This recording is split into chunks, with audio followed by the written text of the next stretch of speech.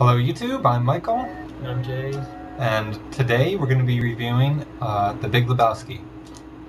Directed by the Coen brothers again, coincidentally. I actually didn't realize that both movies we were going to watch. Yeah, we didn't catch that until, we pointed out, oh wow, Ethan Coen and Joel Coen producing. Produced, written, and directed just like a serious man. Yeah. And released on March 6th, 1998. This was another very good movie. Yeah. I just want to point out my fixation on the cast. Yes. Jeff Bridges, John Goodman, Philip Seymour Hoffman, Steve Buscemi, always a treat. Tara Reid. Steve Buscemi, yeah. Can't win them all. Yeah, you can't win them all. But no, the acting and the casting was incredible. Yeah. All their performances were so great. I mean, John Goodman really took the character, and so did, Jeff Bridges with his Steve Buscemi. Poor Steve Buscemi. You guys have probably seen The Big Lebowski. This is actually our first time watching it. Yes. Even though it's a cult classic, and I've heard, that quote a million times, well, that's just your opinion, man. Yeah.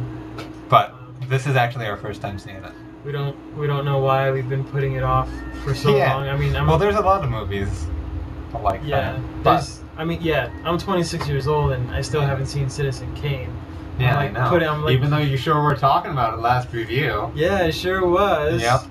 But, anyway, I'm just talking about how other people talking about. I'm gonna segue here from our rambling into about rambling, because there was a lot of rambling in this movie. There was a lot of rambling in this movie. I think the tone of this movie is definitely shadowing this review. Yeah. It's a really chill review. It's a really chill movie. I mean, it's just a movie about it's a fun movie. Yes. It's not about having fun, but the main character, the dude, Jeff Bridges, he's just so chill. Yeah. He doesn't know what to do with himself when he's in a situation that he can't control, that he doesn't even know that he has to take control.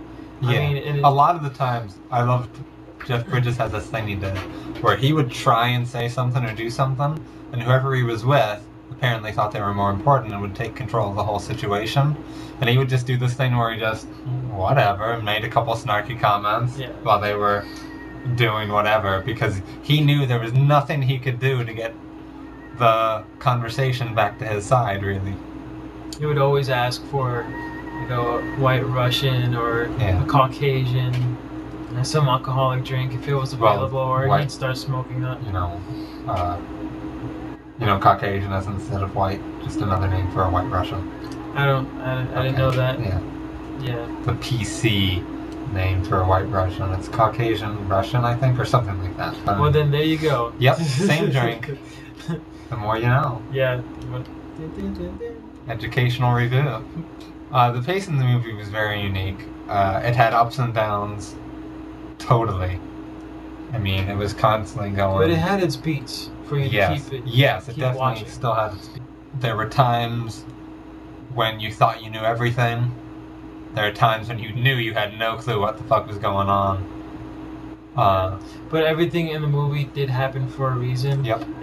It wasn't sloppy. I hate sloppy movies. It was just like, okay, we have a script, let's shoot it, and then there's like really poor execution. Mm-hmm. This is actually really well thought out. Yes. For characters, for a story to be so character driven, the whole plot was actually just coincidental, because the main character had the same name as some other guy that had a lot of money, where his wife supposedly had a lot of money, where his wife got into a bunch of trouble with people she owed money to, and the story just took off from there, where the guy that had a similar name, which he is actually the Big Lebowski, Jeff Lebowski.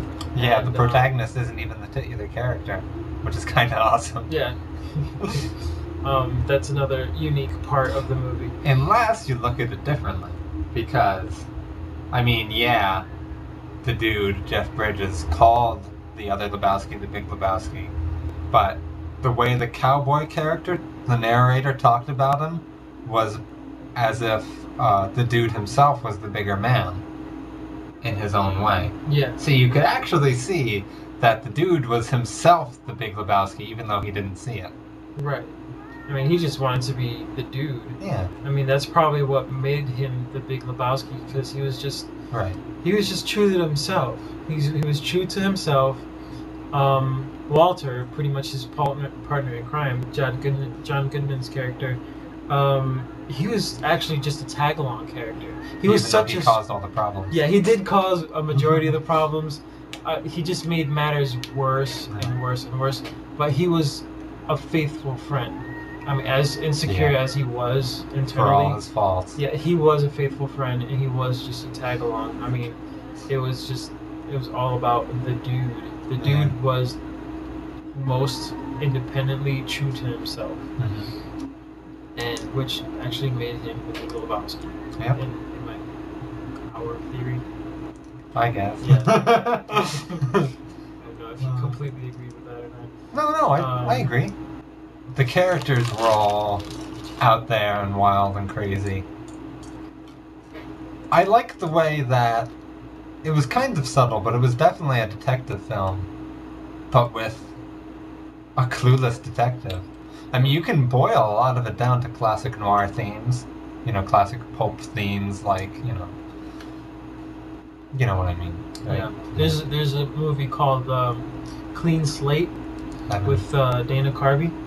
I haven't seen that. He has short-term memory loss. Every time he wakes up, he has no idea who he is. That sounds like Memento. Yeah. Was it made before or after? It was made before. Interesting. But I mean, Memento was shot uniquely. Yes. But the concept. Yeah, the concept. Not that it's the most 100% original concept. Yeah. We're rambling. So. No. It's just I just wanted to point out the similarity that noir films are a good outlet for comedy.